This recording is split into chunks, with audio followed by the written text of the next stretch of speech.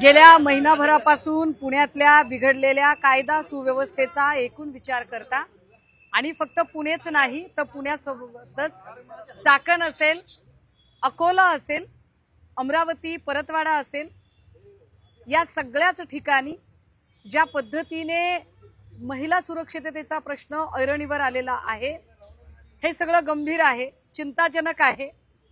एकीकडे चिमुरड्या मुलींवरचे अत्याचार, त्याचं प्रमाण आणि त्या घटना वरचेवर घडत आहेत आणि दुसरीकडे पीडितांना दिलासा देण्याच्या ऐवजी पीडितांवरच ज्या पद्धतीने लाठी हल्ला करणे, त्यांना हुसकावून लावणे, न्याय मागण्यासाठी जे लोक समोर येत आहेत त्यांनाच दाबदडप करणे हे जास्त गंभीर आहे। या निमित्ताने एकूण बालकांच्या सुरक्षिततेचा प्रश्न निर्माण झालेला आहे। ज्या वर्किंग वुमन आहेत किंवा जे वर्किंग पॅरेंट आहेत ते आपली मुलं पाळणाघरामध्ये ठेवू शकतात, मात्र जे घरेलू कामगार आहेत, वेठबिगारी मजुरी करणारे, मोलमजुरी करून खाणारे लोक आहेत, ज्यांना कदाचित आपली मुलं पाळणाघरात ठेवणे शक्य नाही आणि ज्यांची मुलं गल्ली किंवा घराशेजारी असणाऱ्या छोट्याशा मैदानांमध्ये कुठे कुठे खेळत आहेत, आता त्यांच्या सुरक्षिततेचा प्रश्न निर्माण झाला आहे। परवा दिवशी महाराष्ट्र सरकारच्या कॅबिनेटमध्ये जो निर्णय झाला त्या कॅबिनेटमध्ये त्यांनी सांगितलं की पेरोलवरती अशा लोकांना सोडलं जाऊ नये। माझा प्रश्न त्याच्या आधीचा आहे, तुम्ही त्यांना पॅरोलवर सोडायचं का नाही ते नंतर बघूया, पण मुळात अशा घटनेतला जो आरोपी आहे त्याला अटकपूर्व जामीन होतोच कसा? कारण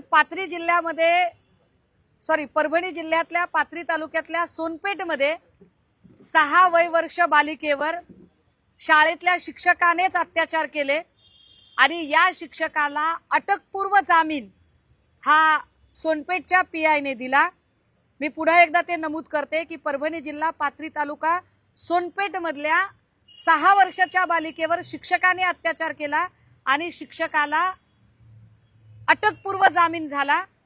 ही गोष्ट का घडते याचा सरकारने विचार केला पाहिजे। शक्ती कायदा तुम्हाला का मजबूत करायचा नाही आणि अंमलबजावणीत आणायचा नाही? जे देवेंद्रजी आम्हाला वारंवार सांगतात याच्यावर राजकारण करू नका, त्याच्यावर राजकारण करू नका, त्या देवेंद्र फडणवीसांची अशी कोणती अडचण आहे की ते शक्ती कायदा अंमलात आणत नाहीत? फक्त तो शक्ती कायदा भाजपने केला नाही, महाविकास आघाडीने केलाय आणि महाविकास आघाडीने केलेला कायदा अंमलात आणायचा नाही म्हणून जर तुम्ही आडमुठेपणा करत असाल तर फडणवीस आणि फडणवीसांचं सरकार हे खऱ्या अर्थानं राजकारण करत आहे। महिला आणि मुलींच्या प्रश्नावर संवेदनशीलतेने विचार करण्याच्या ऐवजी ते अशा पद्धतीने राजकारण करत आहेत, हे आम्हाला दुर्दैवाने इथं नमूद करावं लागेल। दुसरी गोष्ट अशी की या सगळ्या प्रकरणामध्ये महिला बालकल्याण विकास मंत्री कुठे आहेत? महिला बालहक्क आयोग कुठे आहे? एरवी इलेक्शन काळामध्ये सोकॉल्ड जो महिला बालहक्क आयोग आहे, जो फार हिरिरीने जागा होतो, तो कुठे आहे? गेल्या 1.5-2 महिन्यांपासून महिला आयोगाचं पद रिक्त आहे। हे पद का भरलं जात नाही? अगदी सुनेत्रा वहिनींनी त्यांच्या पक्षातल्या महिलेला द्यावं, आमचं काही म्हणणं नाहीये। तुम्ही तुमच्या पक्षातल्या, तुम्हाला IAS IPS अधिकारी महिला नेमायची नाही ना, हरकत नाही, तुम्ही तुमच्या पक्षातल्या कुणालाही द्या, ती कोण असावी ते तुमचा निर्णय आहे, पण महिला आयोगाचं पद तुम्ही रिक्त कसं काय ठेवू शकता? या सगळ्या महिलांनी दाद मागायला कुठे जायचं? मी मगाशी जे म्हटलं की वर्किंग वुमन किंवा वर्किंग पॅरेंट आपल्या मुलांना पाळणाघरांमध्ये ठेवतात, पण लातूर, अकोला आणि काही ठिकाणावरून अशाही तक्रारी आल्या की पाळणाघरातल्या संचालकांकडून या छोट्या बालिकांवर अत्याचार झाले। पुणे जिल्ह्यात किती पाळणाघर आहेत? या पाळणाघरातले किती पाळणाघर अधिकृत आणि किती अनधिकृत आहेत? काय महिला बालकल्याण मंत्री असणाऱ्या आदिती तटकरे यांनी याचा सर्वे केलेला आहे का? आदिती तटकरे यांनी गेल्या महिनाभरात एक तरी बैठक बालकांच्या हक्कांच्या संबंधाने भरवलेली आहे का? किमान एकदा तरी इथल्या रिमांड होम सुधारगृहामध्ये असणाऱ्या मुलांची स्थिती काय आहे हे जाणून घेण्याचा प्रयत्न आदिती तटकरे यांनी केलेला आहे का? आमचा आदिती तटकरे यांना व्यक्तिशः विरोध असायचं कारण नाही। मात्र तुम्ही ज्या पदावर काम करत आहात त्या पदाशी संबंधित असणारे जर अनेक प्रश्न गेल्या महिनाभरात ऐरणीवर येत असतील आणि त्या प्रश्नांची उत्तरं तुम्हाला शोधता येत नसतील तर आदितीजी तुम्हाला खरंच मंत्री म्हणून घेण्याचा अधिकार आहे का? झेपत नसेल तर राजीनामा द्या. एखादी नागवडे, एखादी सना मलिक सारख्या महिलांना द्या संधी. का खुर्च्या अडवून बसताय? निव्वळ तुमचे वडील एका पक्षाचे अघोषित बादशाह आहेत म्हणून तुम्ही त्या पक्षाशी संबंधित असणाऱ्या ज्या तुमच्या जबाबदाऱ्या आहेत त्या तुम्ही पार पाडणारच नाहीत का? मला वाटतं ते जास्त महत्वाचं आहे. या शहरातल्या एकूण पाळणा घरांमध्ये अधिकृत पाळणा घरं, अनाधिकृत पाळणा घरं, प्ले ग्रुप अधिकृत आणि अनाधिकृत या सगळ्यांमध्ये त्यांचे सर्वे झाले पाहिजेत. त्या सगळ्यांचं ऑडिट झालं पाहिजे आणि या आडून चालणारा सावळा गोंधळ सुद्धा थांबला पाहिजे. विशेषतः पुण्यातला टिळक रोड, हत्ती गणपती चौक हा जो सगळा एरिया आहे हा UPSC MPSCचा हब एरिया आहे. या एरियाजमध्ये अनेक ठिकाणी मुलींना कॉट बेसिसवर जागा दिल्या जातात. या ज्या कॉट बेसिसवर जागा दिल्या जातात त्यातल्या कित्येक हॉस्टेल म्हणून घेणारे जे काही 1 BHK 2 BHK फ्लॅट सिस्टीम आहे त्यांचे रजिस्ट्रेशन्स अजिबात नाहीत. या ठिकाणी जर चुकीचा प्रकार घडला तर त्याला जबाबदार कोण? आदिती तटकरे या संबंधाने जाग्या होणार आहेत का? या UPSC MPSC हब एरियामध्ये जे काही अनाधिकृत हॉस्टेल्सच्या नावाखाली स्वतःचे 1 BHK 2 BHK किंवा पेइंग गेस्ट पद्धतीने जे कॉट बेसिस दिले जातात यातनं जर चुकीचे प्रकार घडले तर याला जबाबदार कोण? मला वाटतं यावर बोललं पाहिजे. तिकडे मुंबईच्या महापौर रितू तावडे, मला वाटतं त्या महापौर कमी आणि मुख्यमंत्री जास्त होऊ पाहत आहेत. त्या कदाचित हे सांगू पाहत आहेत की देवेंद्र फडणवीसांना एवढं कळत नाही जेवढं मला कळतंय आणि त्या मुंबईमधले किती बांगलादेशी काय काय या गोष्टींवरती फार बोलत आहेत. मला वाटतं रितू तावडेजी तुम्ही जरा मुंबईतले गटर मीटर वॉटर बघा किंवा मग एकदा जाहीर करा की फडणवीसांना काहीच कळत नाही म्हणून मला या प्रश्नांकडे लक्ष द्यावं लागतंय. ज्या अर्थी रितू तावडे पुन्हा पुन्हा या सगळ्या लोकांचे प्रश्न उपस्थित करतायत त्या अर्थी रितू तावडे फडणवीसांच्या एकूण अकार्यक्षम कार्यपद्धतीवर प्रश्नचिन्ह उपस्थित करतायत. तर त्याकडे त्या जरा लक्ष देतील अशी आमची अपेक्षा आहे. नाले सफाईवरून मित्र पक्षामध्ये वाद झालेला पहिला. कशावर? नाले सफाईवर म्हणजे महापौरांनी आधी पाहणी केली, आता संजय गाडे यांनी सुद्धा पाहणी केली. नाही, हे बघा, शिंदे आणि फडणवीस यांच्यामधला कोल्ड वॉर आता काही लपून राहिलेला नाही. त्यामुळे रितू तावडेंनी केलेलं काम हे शिंदे गटाच्या संजय घाडेंनी तपासून पुन्हा त्याच्यावरती एक अधिकची कडी करणं हे फारच स्वाभाविक आहे. येणाऱ्या काळामध्ये फडणवीसांना सारून ज्या पद्धतीने बच्चू कडू सांगताहेत म्हणजे फडणवीसांच्या तोंडावर आता मुख्यमंत्री शिंदेच होणार हे जर बच्चू कडू सांगत असतील तर याचा अर्थ, आणि हे भाजपकडून सहन केलं जाते, याचा अर्थ अमित शहांनी आता जास्तीचे अधिकार कदाचित शिंदेंना दिलेत. कदाचित अमित शहांना आता फडणवीस नकोच आहेत आणि त्यामुळे या सगळ्या कुरघोड्यांचं राजकारण आहे. त्यांचं कुरघोड्याचं राजकारण त्यांना लखलाभ. पण या सगळ्या दोघांच्या राजकारणामध्ये जनतेच्या सर्वसामान्य प्रश्नांकडे दुर्लक्ष होता कामा नये ही आमची भूमिका आहे. कालही रितू तावडे काहीतरी बोलत होत्या, किशोरीताईंबद्दल त्यांनी टिप्पणी केली. रितू तावडेजी तुम्हाला जरा बोलायची एकदा प्रॅक्टिस करावी लागेल. कृपया भाजपच्या प्रशिक्षण शिबिरामध्ये ऍडमिशन घ्या. नाही जमलं तर रामभाऊ म्हाळंगी प्रबोधिनीमध्ये या, तिथे काही गोष्टी शिका. कारण तुम्ही स्टेटमेंट देताना तुम्ही विरोधकांवर कमी सत्ताधाऱ्यांना जास्त अडचणीत आणणारे तुमचे स्टेटमेंट चालू आहेत. मला आनंद आहे की तुम्ही किशोरीताईंना ममता बॅनर्जी यांच्या बरोबरीने नेलत. आम्हाला खूपच आनंद आहे कारण किशोरीताई याचा अर्थ असा आहे की किशोरीताईंमध्ये महाराष्ट्राचा मुख्यमंत्री होण्याची धमक आहे हे रितू तावडे स्वतः मान्य करतायत असा त्याचा अर्थ. मुख्यमंत्र्यांच्या नागपूरमध्ये नाईक तहसीलदारांवर वाळू माफियांनी हल्ला केलेला, GCP अंगावर टाकलेला, त्यांना फरफटत नाही, त्याच्यात नवल ते काय? मुळात जिथं मुख्यमंत्री आणि गृहमंत्री एकच व्यक्ती आहे. बघा, महाविकास आघाडीला नावं ठेवणाऱ्या लोकांनी हे जरा समजून घ्यावं. महाविकास आघाडीमध्ये मुख्यमंत्र्यांनी स्वतःकडे अर्बन डेव्हलपमेंटचं खातं ठेवलं नव्हतं. नगर विकास मंत्री खातं शिंदेकडे दिलं होतं, तर गृह खातं राष्ट्रवादीकडे होतं. पण आता परिस्थिती अशी आहे की सगळी सत्ता माझ्याच हातात असली पाहिजे असं सातत्याने फडणवीसांना वाटतं. गृह खातं मुख्यमंत्र्यांकडे, तर अर्बन डेव्हलपमेंट उपमुख्यमंत्र्यांकडे, आणि त्यामुळे जे काही घडेल ते सगळं बेकायदेशीर घडताना पोलिसांनी फक्त बघ्याची भूमिका घ्यायची, पोलिसांना अधिकारच द्यायचे नाही. त्यातनं ह्या घटना घडणं स्वाभाविक आहे. पण तहसीलदारांवर अशी जर घटना घडत असेल तर त्या खात्याचे पालक म्हणून बावनकुळे नेमकं काय करताहेत? बावनकुळे बिझी आहेत का? 2 दिवसापूर्वी जुहूच्या ठिकाणी कुठल्या तरी एका बंगल्याच्या समोर 2 गाड्या अशाच सोडलेल्या होत्या. एक रेंज रोवर होती, एक जी-वॅगन नावाची गाडी होती. नेमकं तिकडे काय घडलेलं होतं मला वाटते बावनकुळे अधिक चांगलं सांगू शकतील. बावनकुळेंना ते अधिक चांगलं माहिती असेल. निश्चितपणे विचारावं की 2 दिवसापूर्वी जुहू रोडच्या तिथे, जिथे की कुपर हॉस्पिटलच्या पुढे जाताना एक सोसायटी आणि त्यानंतर 4 बंगले आहेत आणि डेड एंड आहे, त्या डेड एंडच्या तिथल्या ज्या 2 गाड्या थांबलेल्या होत्या, सीसीटीव्ही फुटेज आमच्याकडे आहे. त्या गाड्या नेमक्या कुणाच्या होत्या, कशासाठी होत्या, कुठली पार्टी चालू होती, पार्टीत कोणत्या मंत्र्यांची पोरं होती, मला वाटतं बावनकुळे जास्त चांगलं सांगू शकतात. रिसॉर्ट प्रकरणामध्ये अनिल परब मुंबईच्या विषय काढला तर मुंबईच्या मासे कापू नका असं ते म्हणताय. ऋतू तावडे कोण सांगणाऱ्या? ऋतू तावडे कोण सांगणाऱ्या?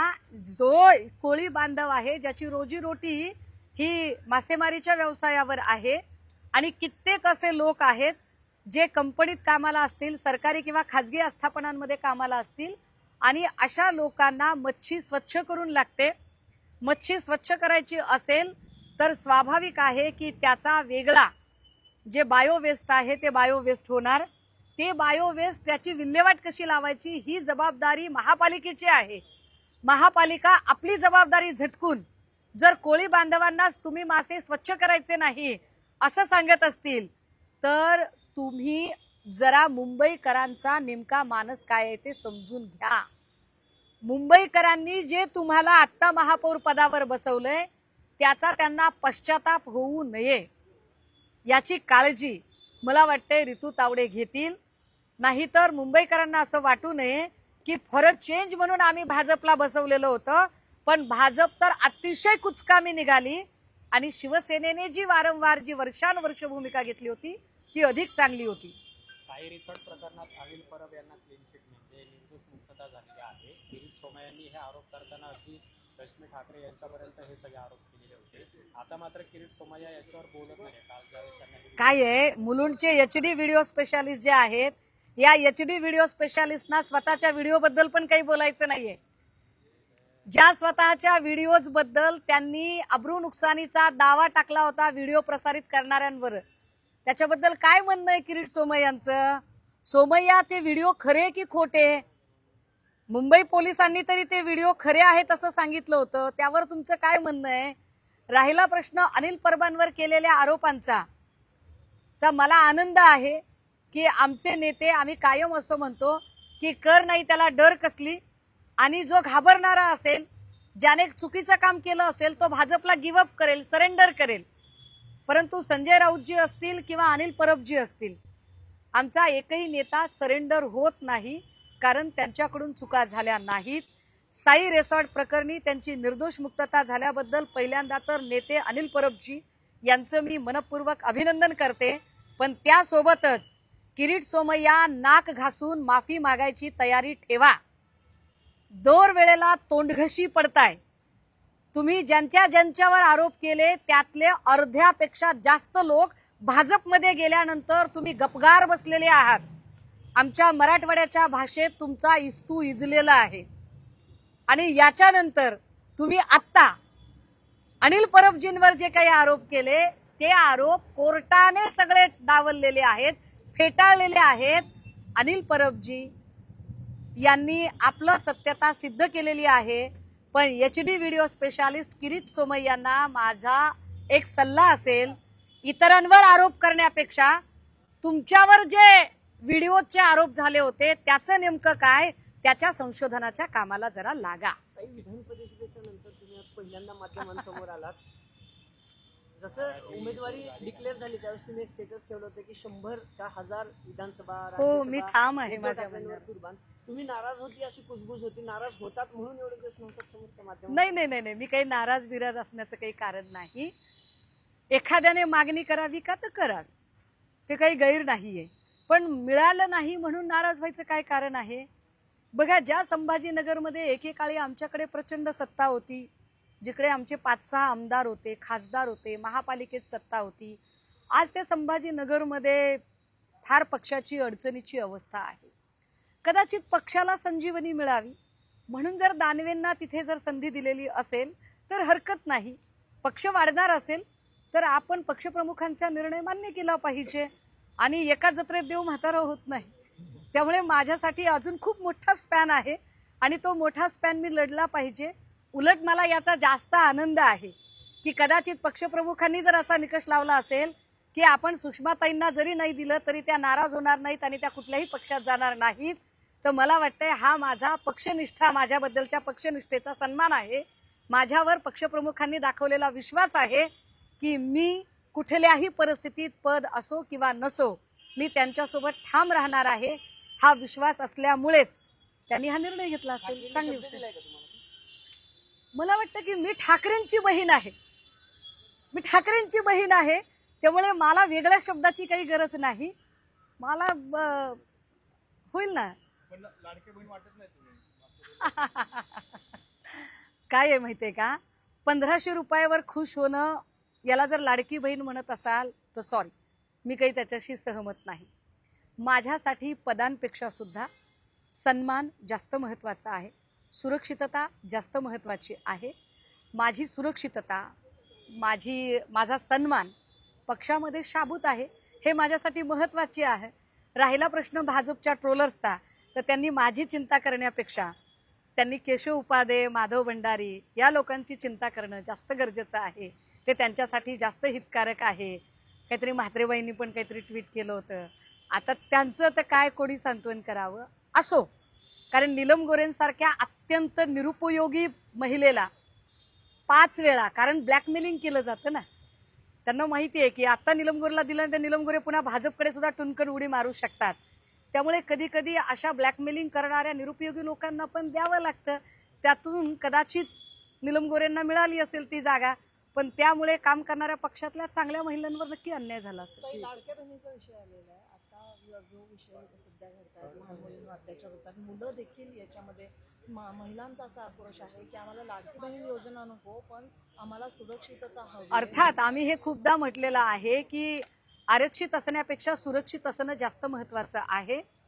जे महिला आरक्षणाच्या साठीचे रस्त्यावर मोर्चे काढताहेत त्यांची तोंड नेमकी या प्रश्नावर शिवलेली आहेत.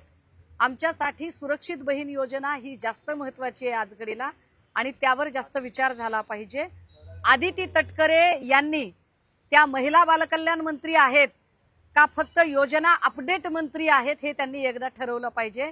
कारण फक्त योजना अपडेट करण्यापुरत्याच त्या टीव्हीवर येतात. एरवी त्यांना वाटतंय की काही गरजच नाही, बाकी सब कुछ अपना बाप संभाल लेगा. हा जो डोक्यातला ऍटिट्यूड आहे तो ऍटिट्यूड त्यांचा जरा कमी झाला पाहिजे. नाशिकमध्ये कॅप्टन अशोक खरात याने असा आरोप केलाय की काही 4 लोकांनी मला फसवण्याचा प्रयत्न केलेला आहे. अरे बाबा, हे खरात झालं, चाकणकर झालं, हे खूप निष्पाप लोक आहेत. हे खूप म्हणजे काय सांगायचं आता, हे खूपच निष्पाप, खूप भोळे भाबडे अत्यंत सश्रद्ध लोक आहेत. कारण चाकणकर बाई पण म्हणतायत की माझं आधार पॅन कार्ड वगैरे मी काहीतरी धार्मिक कामासाठी दिलं. जेवढं मला कळतंय, तिरुपतीला जायचं असेल किंवा शिर्डीत जायचं असेल तर भक्तधामच्या जर खोल्या घ्यायच्या असतील तर आधार कार्ड लागतं, पॅन कार्ड लागत नाही. असं कोणतं धार्मिक कार्य आहे की ज्याच्यासाठी पॅन कार्ड लागतं? काय पॅन कार्डला दह्या दुधाने आंघोळ घालायची होती का? पॅन कार्ड यज्ञ आहुतीमध्ये समिधा म्हणून टाकायचं होतं की स्त्री यंत्राची पूजा करतात तसं पॅन कार्डची पूजा करायची होती? पण हे चाकणकर असतील, हे खरात असतील, हे सगळे इतके कोडगे आणि निगरगट्ट आहेत की यांना स्वतःला खात्री वाटते की काही झालं तरी राजकीय नेते आम्हाला वाचवतील. राजकीय नेत्यांचा वरदहस्त आहे.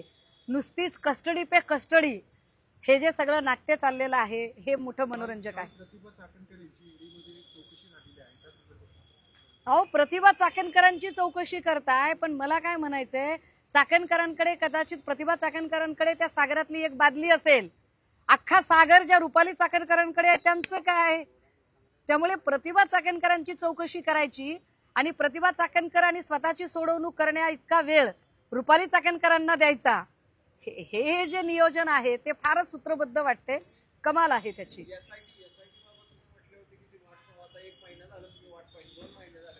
नाही, आता माझे SIT बद्दल काहीच म्हणणं नाहीये.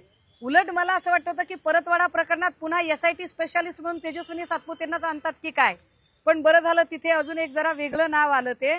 परंतु आता SIT बिसायटीवर आपण काही फार विश्वास ठेवावा अशी अजिबातच परिस्थिती राहिलेली नाही. सरकारला फक्त हे प्रकरण लोकांच्या स्मरणातनं कसं हळूहळू हळूहळू बाजूला नेता येईल याचा प्रयत्न चालू आहे. फक्त कस्टड्या चालू आहेत, पण अजूनही ललित पोफळे, तो नामकर्ण आणि रुपाली चाकणकर यांना अजूनही ताब्यात घेतलं नाही. रुपाली चाकणकरांना अजूनही ताब्यात घेतलं जात नाही. याचा अर्थ रुपाली चाकणकरांचा राजकीय प्रभाव, चमत्कार जे काही आहे ते अजून तसंच आहे.